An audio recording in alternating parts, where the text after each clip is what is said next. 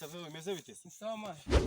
Master Vivo rero ubu ngubu ndi kwandika abakinnyi bazaserukira umudugudu wacu mu mikino mpuzamidugudu izabera ku Gisenyi. Gusa ngo nawe nabandi mora. Master Vivo ntagutindiye ndi kujya nkubaza ibibazo wabitsinda ngahita nkwandika. Ushaka kunyandike mu bambe kuko twitono ndacyabasha. Oh no.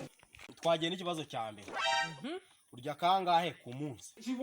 Shangiye yo nkabije ku munsi ngiye rimwe nimugoroba kandi nabwo igitoki. Ni hatari. Nacyo reka tujye no ku cya kabiri. Aha noneho turi kujya twandika abantu bafite ku myaka 12 kugeza ku myaka 17. Muri iyo ngiyo ufite ingahe? Mfite 13. Ngo ufite 13 gusa wavutse kangahe? Okay, ntabwo nkuze cyane navutse 8 kabiri. Oh no. Okay, nari ubwo ndakwanditse. Kurimo gakepe gawe niba gakepe ndaje ndakice ndagase wewe. Uretse guserebura we wigira nk'igihore nkurikije imirire yawe n'imyaka ufite nakwanditse mu bazakira mu ikipe y'abafite ubumuga we. Unyanditse ngo mu bafite ubumuga kanze nkwereke cya.